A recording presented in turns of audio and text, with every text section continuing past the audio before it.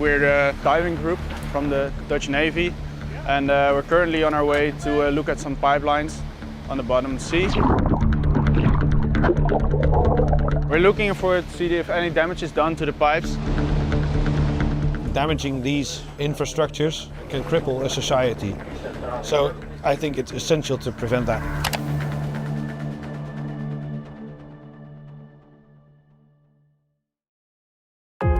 We're talking about gas pipelines. We're talking about over 1 million kilometers of cables. Every day, over $10 trillion of financial transactions are carried by these cables.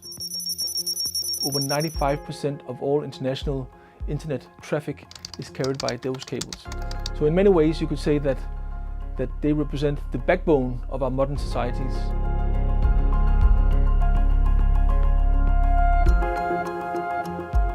We have seen damage to a cable connecting Lithuania and Sweden, another connecting Germany and Finland, and most recently a number of cables linking Estonia and Finland.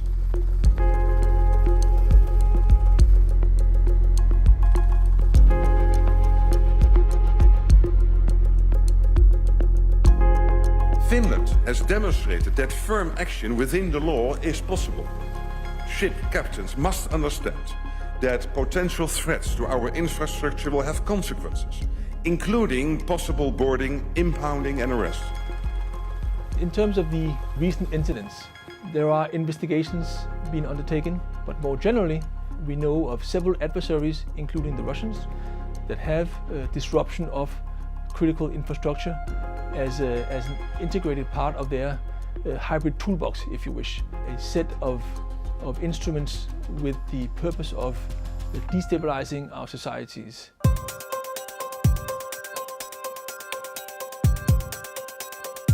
At this moment we're on the Netherlands mine under Schiedam. We're part of the NATO Mine Countermeasures Group 1 and we're sailing in the Baltic, part of the Operation Baltic Sentry.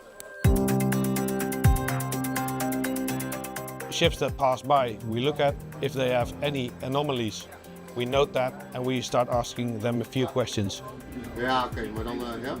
We can map and look at the underwater infrastructure with our systems. We can map them by sonar and we can identify any damages or anomalies by ROVs and or divers. Apart from the Mine Countermeasures Group, the standing NATO Maritime Group is also in the region. We are supported by maritime patrol aircraft, satellites, so that means ships, drones, aircraft, satellites. It's a big operation.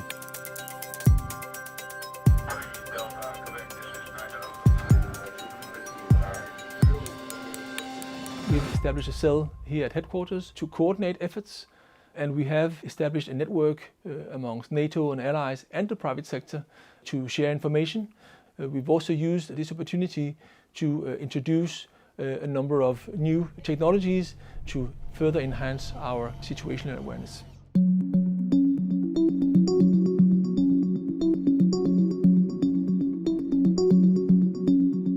So right now we're going to head out in one of our reefs and I'm going to show you the sensors and the vehicles that we use for the protection of the critical undersea infrastructure. Okay, thank you.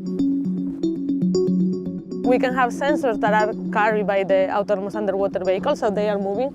We can also have static sensors, like the ones that are located here underneath this buoy. Critical undersea infrastructure protection operations are very complex. There are multiple sources of data that are collected at one time. The operators have to analyze that data and take decisions on what to do and how to do it.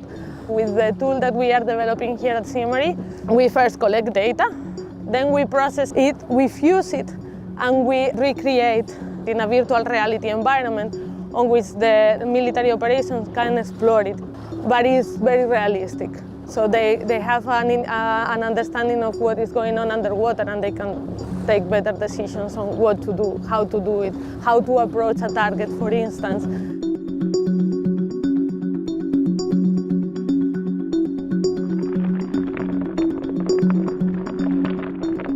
Let's imagine that these coffee beans are vessels. There are more than 100,000 vessels that every day they sail all around the world. Keeping track of them all for a human operator is nearly impossible. Each of these vessels at the same time might be a threat to our undersea infrastructure. And thanks to our AI technology, we are able today to keep track of them all and also promptly alert the operators of possible erratic activities being performed at sea. The acts of sabotage that we've seen lately are perpetrated by civilian ships and cargo ships. And mainsail is able to raise suspicion on particular trajectories of ships to pick up anomalies in the maritime domain. This has been actually turned into a toolkit that is very user-friendly for operators in the Maritime Command of NATO in order to identify suspicious activities close to critical undersea infrastructures.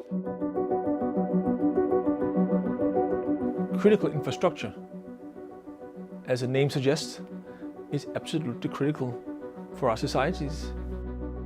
We need to stay ahead of the game. We need to invest ourselves. We are working with a multitude of different assets, from seabed to space.